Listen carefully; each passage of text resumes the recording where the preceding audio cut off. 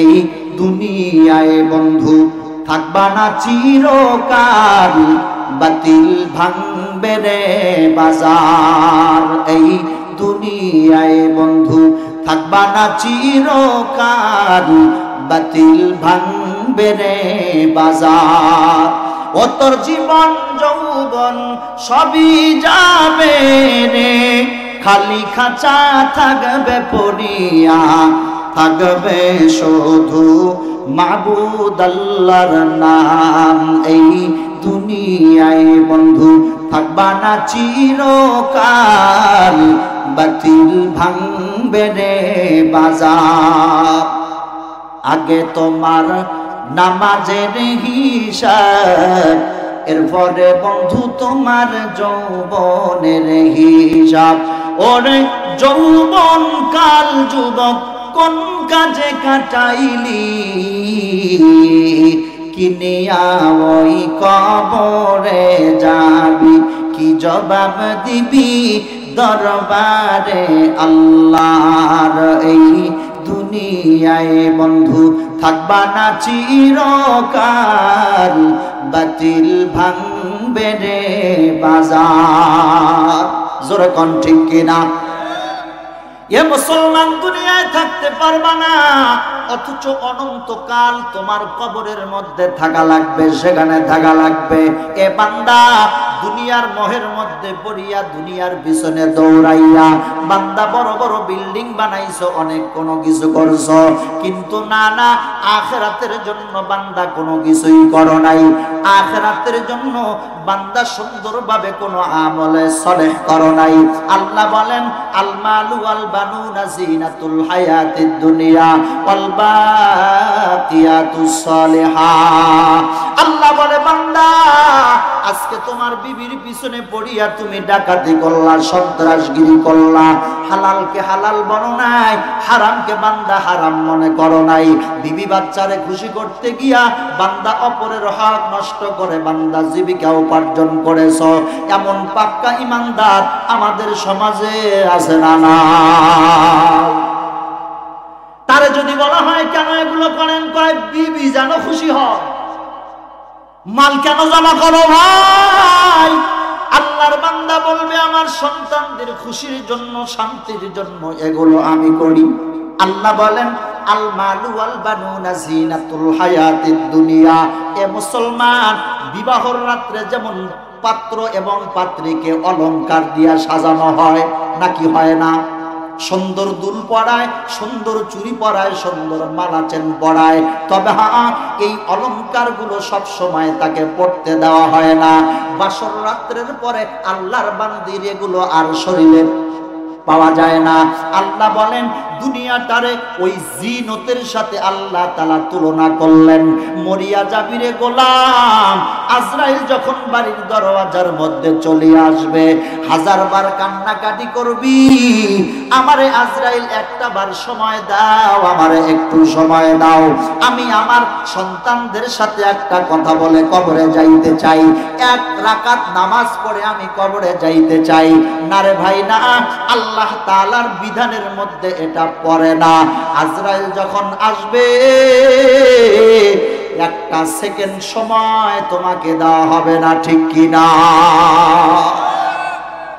হ্যাঁ, তাহলে এগুলো কিচ্ছুই যাবে না।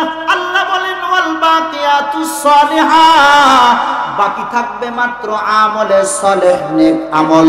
এ বান্দা, আপনারা যদি এখন চার দোকানের মধ্যে বসে বসে আড্ডা দেন, ওই যে দোকানে তাকায়া দেখেন কত কপাল পোড়ারা এখন পর্যন্ত চার দোকানে বিড়ি খায়। কথা কান ঠিক না? জনমের খাওয়া খায়, বাজারে বছর কা বছর থাকে, মাহফিলের দিন চার দোকানে না বসলে বান্দার পেটের ভাত হজম হয় না। কেমন গাধা জমিনে আছে না নাই? আরো জোরে বলো।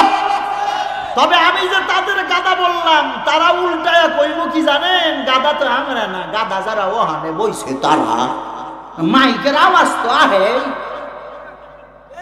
কতক্ষণ ঠিক কিনা? আমরা হারে এত ব্যাখ্যা লইছি না, ঘরে হুইয়া হুইয়া এই সব শোনা যায়, কি ঠিক না? হ্যাঁ, আল বাকিয়াতুস সালিহাত, এই যে আমরা মাঝে মাঝে সুবহানাল্লাহ পড়তে বলতেছি, পড়তেছেন, এই সুবহানাল্লাহটা কবরের মধ্যে আপনার উপকারে আসবে কি আসবে না? এ বান্দা, ওলামায়ে কেরাম বয়ান করতেছে, তাকায়া তাকায়া দেখতেছেন সগীরা গুনাহ মাফ হবে কি হবে না। এ বান্দা, মাহফিলের উদ্দেশ্যে রওনা দিয়া বান্দা আসছ, প্রত্যেকটা কদমে কদমে আমার আল্লাহ সওয়াব লিখবে কি লিখবে না? তাহলে এগুলোই বান্দা তোমার জন্য বাকি থাকবে। এ মুসলমান নবীর উম্মতের দল, আজকে সন্তানদেরকে খুশি করতে গিয়া খবরদার দিন থেকে তাদেরকে দূরে সরাইবেন না। কারণ হলো আপনি যে কোনো সময় মরিয়া যাইতে পারেন রে মুসলমান, তবে হ্যাঁ, একটা সন্তান যদি বান্দা নেককার বানায়া যাইতে পারো, একটা সন্তানকে যদি আলেম হাফেজ বানায়া যাইতে পারো, মরিয়া গেছরে গোলাম, কবরের পাশে দাঁড়ায়া সন্তানটা দুহাত তুলিয়া মাওলার দরবারে বলে রব্বির হামহুমা কামা রাব্বায়ানি সগীরা। এমন ভাবে যদি বান্দা দোয়া করতে পারে, এক ফোঁটা চোখের পানি ফেলতে পারে, তাহলে বান্দা তোমার কবরের মধ্যে শুইয়া শান্তি পাবেন কি পাবেন না? আর সন্তানটারে যদি আয়ুব বাচ্চুর মতো বানায় থিয়া যান, হ্যাঁ, কবরের পাশে বসে বসে মোবাইল টেপে গান, ডিজে গান, সন্তান ডিজে গান বানায়, কবরের মধ্যে আল্লাহ তাআলা জাহান্নামের ফেরেশতা দিয়ে আপনার উপরেও ডিজে গান বানাবে। কথা কন না কেন? আবার সমাজের মধ্যে দেখা যায় ওই কোয়ালিটির মানুষগুলোর আবার সাফার জোর দেওয়ারও বেশি। সন্তানদের হাফেজ বানাইছে, আলেম বানাইছে, এই মানুষটা অহংকার করার কথা, কিন্তু না, তারা অহংকার করে না। অহংকার তো ওই যে সন্ত্রাস পোলা, কিছু কইলেই কইছে নস কার বাপ, একেবারে হান্দায়া দেব। কথা কয় না, ঠিক কেন যারা বলেন হান্দায়া দিব, মাগার এই চিন্তা তার মস্তিষ্কে নাই যে মরতে দেরি কবরে যাইবি গোলাম, ফেরেশতারে তোমারে যে হান্দাইব এইটার খবর তোমার কাছে নাই। আসলে আলোচনা লম্বা দরকার, বতাব্বাস 2.5-3 ঘন্টা লাগে বয়ান, এটা হলো সমস্যা। আর একজন মেহমান আছে বড় আলেম, বয়ান করবেন, আমি তাড়াতাড়ি করে, বিরক্ত হচ্ছেন না তো আপনারা? সর্বোচ্চ 15 মিনিটের মধ্যে শেষ করব। এই এই আখরি মোনাজাত না কইরা কেউ যাইবেন না, এমন কার কার ইচ্ছা আছে হাত উঁচা করে দেখায় দেন, লিল্লাহি তাকবীর। অনেকে উঠায় নাই, পিছনের গুলো কইতেছে, কয় না হুজুর এত ব্যাককল পাইবেন না, সুযোগ পাইলেই খালি তোর মারব। হাত সোজা করেন, আখরি মোনাজাত না কইরা যাইবেন না ইনশাআল্লাহ। ভাইরা আমার, আল বাকিয়াতুস সালিহাত ওইটা বাকি থাকবে। এ মুসলমান, আজকে পল্লী ইসলামী হাফিজিয়া এতিমখানা মাদ্রাসার মাহফিল, এই জায়গার ভিতরে একটা সন্তানকে যদি বান্দা আলেম বানাইতে পারো, হাফেজ বানাইতে পারো, তোমার নসিবটা ভালো হবে কি হবে না? কারণ দুনিয়ার কথা তো বললাম, আখিরাতে কমাস কম একজন হাফেজে কোরআন 10 জন জাহান্নামীকে নিয়ে আল্লাহর জান্নাতে চলে যাবে।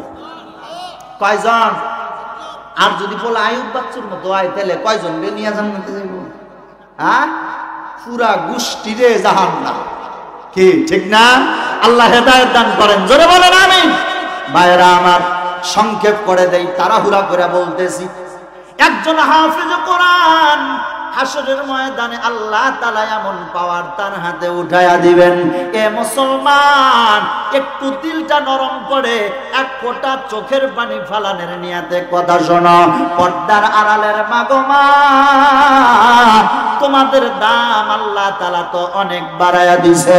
কারণ জানো না, আল্লাহ তাআলা যত হাফেজে কোরআন দুনিয়ায় পাঠায়া দেয়, আপনাদের পেটের মাধ্যম দিয়াই তো পাঠায়া দেয়। জোরে কোন ঠিক কিনা?